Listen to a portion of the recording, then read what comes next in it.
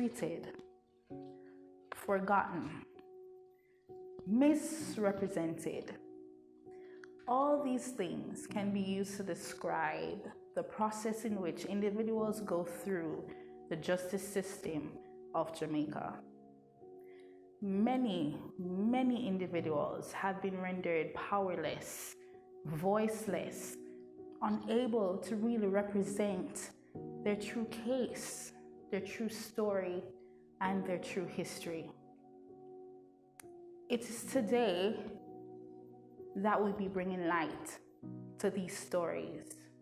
One story in particular is that of Miss Garvey's story. Miss Stacey Ann Garvey has started a ministry entitled Resurrected Garvey Ministries, which is to cater to the needs of people that have gone through similar situations like herself, the disenfranchised, the persons who don't have enough money to fight for what is right, to fight for themselves, to gain that voice they so desperately seek for. Thank you so much for being here on Justice Corner. It's such a pleasure to have you a part of this well-needed conversation. Now tell us more about the Garvey Ministries. Alright, so Resurrected Garvey Ministry came into existence in November 2019. This ministry was birthed out of a prison experience that I would have had about 10 years ago, in a period in my life where I was just a mess, a drug addict, alcoholic, 89 abortions, failed relationships, ultimately becoming a criminal. I got a 10-year sentence. To God be the glory, I only served 3, but God turned the mess into a message, and now we have a thing. Amen.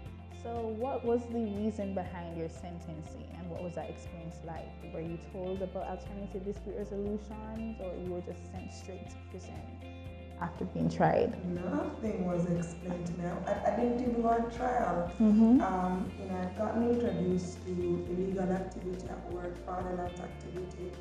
At the time in my life, I was going through a lot messy. Certain things were never explained to me. I was on drugs. I was partying real hard, and that lifestyle takes money. I was doing a lot of things, and I was a depressed person feeding habits. So when that got introduced to me, it was a way to make extra money. So I ran with it. Right. When I got locked up the first time arrested, I was going to court for over a year. Didn't even have legal representation. Right. So when I was remanded in custody and I was lost in the system for almost a year before going back to court, I was frustrated because I didn't understand the system or anything. I just went and I pleaded guilty. I knew I had done something wrong. I wanted it to be over.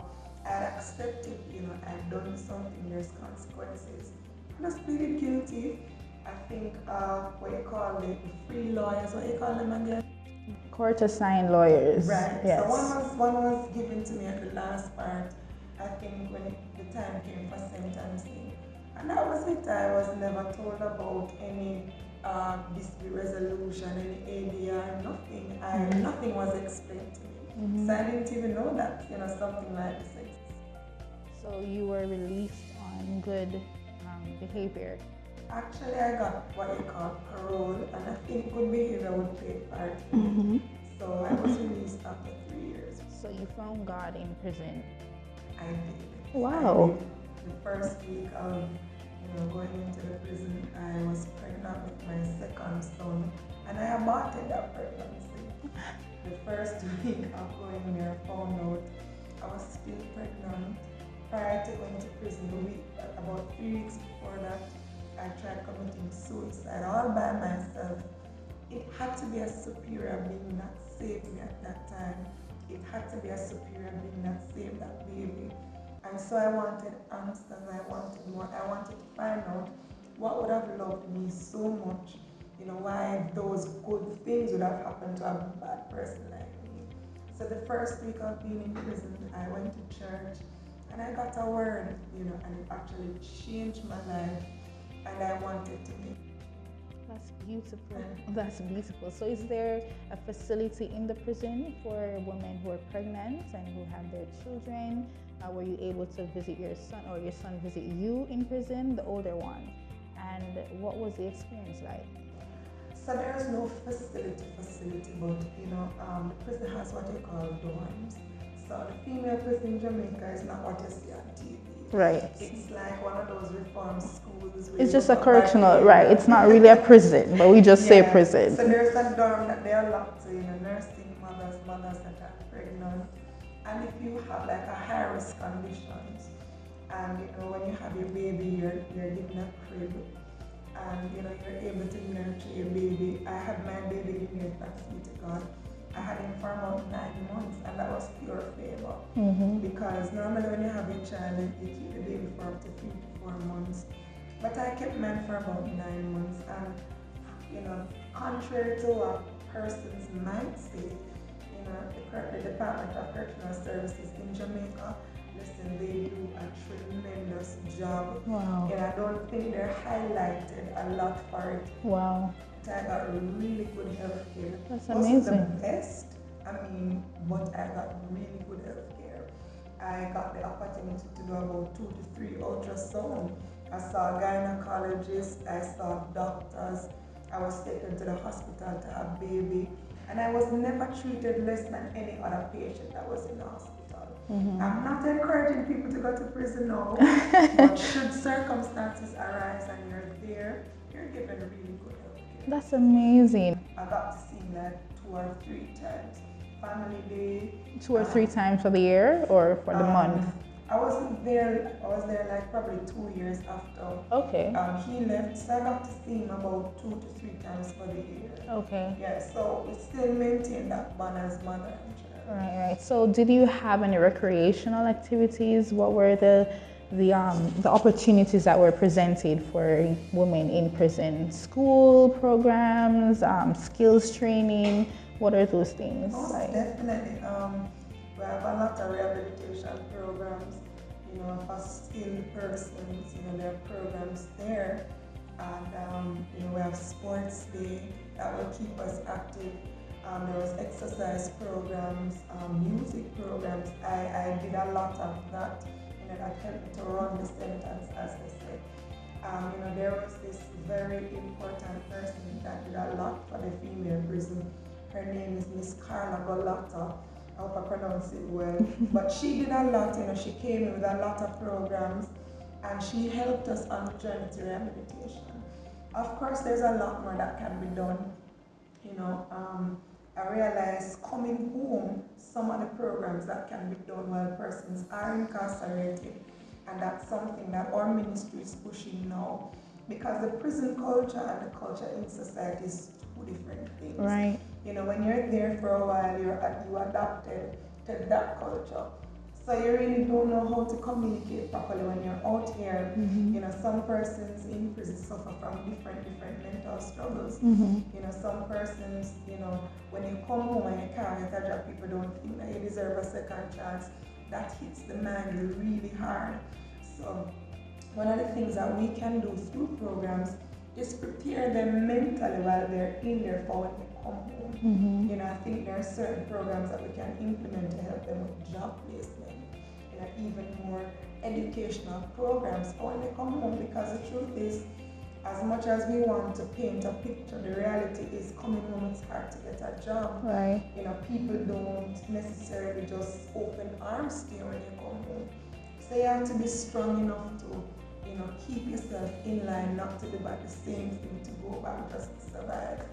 So, there are rehabilitation programs there, but much more can be done. So how were you able to overcome that stigma and that transition into society, back into society rather? Gosh. It was a hard road, it was a long road. For me, it took about 3 to 4 years, to be honest. Mind renewal is a powerful thing, and even if you don't want to look at it from a biblical perspective, just getting up every day and empowering yourself, is something that I had to do. I had to accept that, even though people still condemn you or see you the way you were, you have to now see the person that God has transformed your life to be. That's beautiful. And you have to be convinced, and you have to know and understand your no identity, so that you don't fall in a crisis anymore, but you know who Christ has called you to be. So I have to tell myself that, listen, my past was, the drug addict, the criminal, the alcoholic, and all of that. But who I am now is a virtuous woman. I am worthy of the second chance, and I'm going to make the best of it. So people might not believe that you're qualified for something, but who do you think you're qualified to be? So every day I empower myself. I love to write, so I write down stuff to, give me power. I wrote down, I'm a strong woman. Wow. I can conquer all things. I'm gonna beat the odds, and it doesn't matter what anybody says. What God says about me, who I believe I am, it matters. And so, although it was painful and it took years, every day I would get up. That's beautiful. And renew my mind about the journey now, and I was determined to continue on this path. Wow. So do you believe that experience, going to prison, going through all of those hardships, enlightened or brought forth your destiny? Definitely. That's amazing, because sometimes, when it comes to destiny, persons, especially in the church arena, would say you go off course. So do you believe that once you went through that, that really opened your eyes to see who you really were? Of course. The scripture, I think it's Psalms 51 verse 7, talks about a broken spirit and a contrite heart is not something that God despises. And if we don't want to look at it from a biblical perspective, the truth is you don't know what's in you until you have to go through something. That is true. It's like, I remember when I was younger, this man held up me and my cousin trying to rape us. I never knew I could run until that man tried to do that. Wow. So I think I ran faster than Bolt that day. I never know that, I could survive.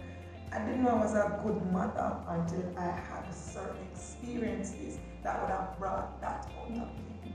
So yeah, I tell people all the time that I'm not ashamed of the fact that I went to prison. I'm thankful because prison saved my life. Yeah. And some people might say, but what do you mean? I mean that I was trapped in a mental and an emotional prison way before I went to a physical prison. I noticed that you said that you love to write. How many books have you written, and when will you publish them? Because we're waiting. So I've done one so far, My Prison Break. I'm now working on 2 other books. As to when they'll be published, I can't say as yet, because I'm really waiting on the Lord. And the truth is, I want my first book to actually do its time. I want it to get enough traction. Right. So I have 2 other books that I'm working on, and one of them will blow your mind. Ooh. I believe in being real with your experiences. I believe that, as Christians, sometimes there are certain topics we don't touch. Yes. And these are the topics that will help people. So I'm that type of a writer that will just tell you my business because I know that it will help somebody. But yeah, I'm working on this. So how are you going to deal with the critics? Because we know that's going to exist in that arena, especially. I have often said that my critics are my cheerleaders. And that's good. Critics. That's good. People never stone an empty bag of and if there wasn't anything of value in you, if you weren't doing good, then people wouldn't even have time. That is true. And I always, I remember talking to an awesome man of God, Evangelist Valentine Rodney, and he said that there is no such thing as bad publicity, and that has never left me. He said if people, didn't hear anything bad about you, sometimes I won't even know, to know who you are. Yes. And so for me, critics are my cheerleaders. That's good. So in My Prison Break, you spoke about your prison experience in detail, or? Oh yes. I did. I was very open with the juicy stuff. So tell us more about it. What exactly are you trying to achieve from the message in the book? So there are a lot of persons, and I realized this, just within the first year of being in prison, that a lot of us are walking around physically free, but we're mentally bound. Bound by issues of the soul, bound by soul wounds, just bound by experiences that God would have allowed, to catapult us and take us into destiny. We allow it to bound us. And so one of the things that I do in my book is to expose my past, I expose my failures, I expose my sensitive areas, the things that I held so dear that were tearing and killing me. I expose that and I show persons how. And you give that to God, what God can do with it. I convince persons in the book that your message is really a message. Yes. I allow persons to see some deliverance tools that I use to get delivered and to get where I am. So the book it's a deliverance tool, it's a helpmate. It can be also a devotional. Right. I show persons prayers that I would have prayed to God. That would have, made a mark, or should I say, start the journey into me walking into all that God has called me to. So back to your prison experience, knowing what you know now through the system, going through the system yourself, and knowing what alternative dispute resolution is all about, what would you have wanted the government or the entire justice system to do differently? I think one of the things that I understood during my prison experience is that a lot of persons who are incarcerated don't even understand the system itself. Certain things are not explained to us. And I think because, there's this thing that you're a criminal, yes, no one cares. And I think because persons are in the wrong, people believe that they don't have a right. So once you go against laws and you do something, it renders you powerless. Yes, voiceless, powerless. Yes. But I believe that for persons to get a fair chance, they have to get a fair chance at understanding the system as well. Right. You don't just want to understand the crime that you do. You want to understand how you can become a better person. Yes. And so I believe that more education needs to be out there. What are your options? I think if people understood the system better, certain decisions they wouldn't make. So even if you commit a crime one time, if you understand the system sometimes the second time you won't even think about it. Yeah. So I believe that the government can do more in educating persons about certain things where criminal activity is concerned. So that's my take on it. I hope that makes sense. So let's speak about parenting. Parenting, I know there's no textbook out there, there's no manual. So how has that been like? Are you guys best of friends? Do your children listen to you? I mean, I know it's really hard raising this generation especially. So how have you been able to transition from going to prison and having those experiences that we wouldn't want our children to have, and then being able to say, listen, I'm the head of the household? How has that been transitioned to them? Oh, Jesus. All right. So the truth is, children really and truly don't listen. They have what you call selective listening. And one of the things that I with my children is transparent. So I sat them down, I had the conversation. The big one wanted to know why I went to prison. I told him. And I said, the reason I'm telling you is because I don't want you to go there. The same mistake. So it's very important that we have conversations with our children, we bond with them. And what I want to do too is ensure that they are part of the things that I'm doing, especially ministry. Yeah. So in that regard, I am growing them in a way where they understand that this is important, and balance is important as well. So as much as I do ministry, as much as I'm all over the place, I make sure that they have their time. Right. And I include them in 3 quarters of what I'm doing. Ladies and gentlemen, I know you see us looking beautiful today. Well, I am wearing from head to toe the Resurrected Designs outfit. Now tell us more about your company. You know, the truth is, I didn't even see it as a company. I always like How dare dressing you? up. No, I'm being real. I mean, I always like dressing up. As a child, I used to take out my auntie. Lord Jesus. As a child, I used to dress up in my aunt's beads when I would go to her house. Auntie, are you watching this? But I mean, I always love clothes. I love putting stuff together. I like to color coordinate, and you know. And when I was in prison, you know, we normally wear a uniform, and for some reason, I always found a way to dress up the uniform.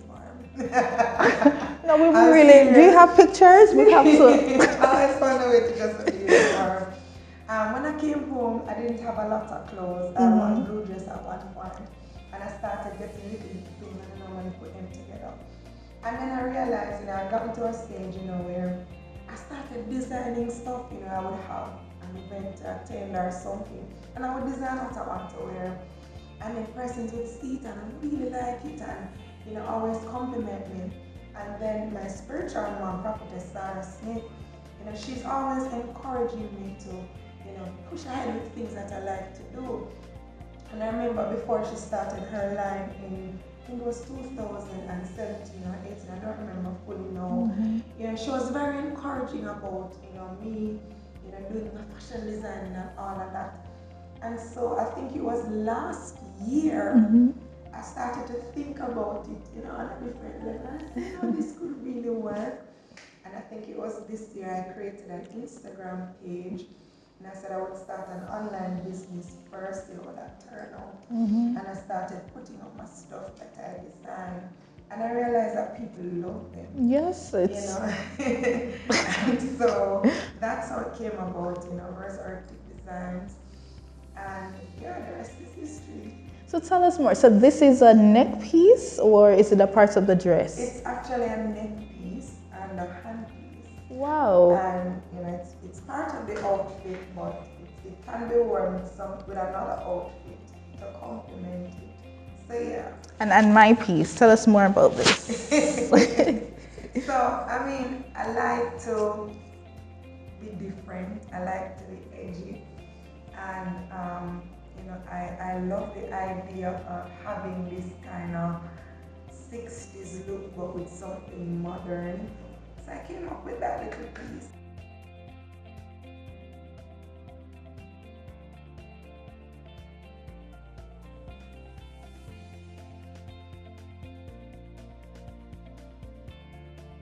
Let's speak more on the partnerships that you want to form. How exactly do you want persons to partner with you?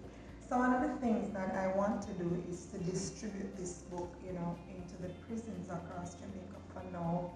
You know, I am aiming to print about 500 copies.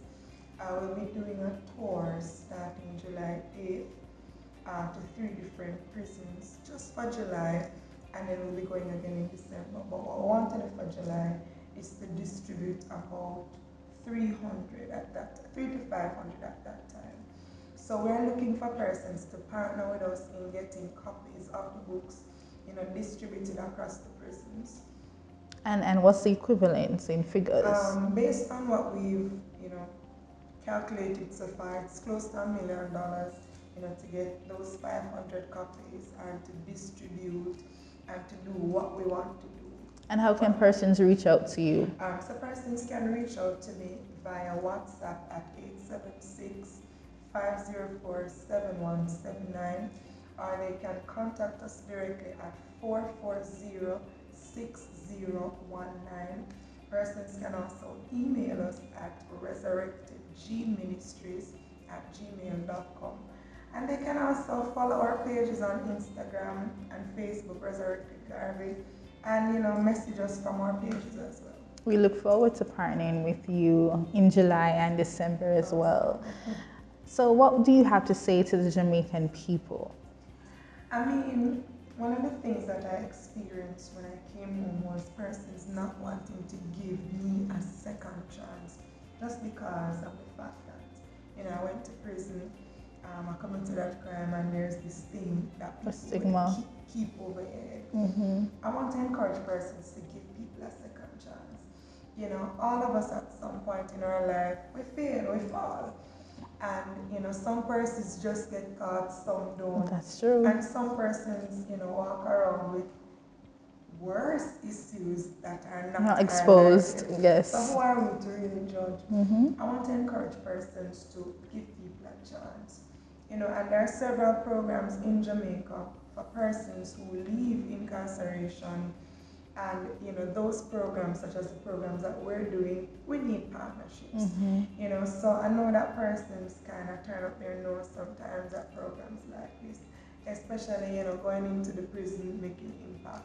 But I'm encouraging persons to, you know, partner with us, join the fight, because it's a fight. It's a fight mentally for persons who are there and, you know, come out, and it's a mental struggle to go back to do the same thing because you can't survive. Right. You know, so I'm encouraging persons to help us as we want to help and make a difference. Beautiful. Thank you so much for joining us again. It was indeed a pleasure, and we look forward to the partnerships with you in July and December.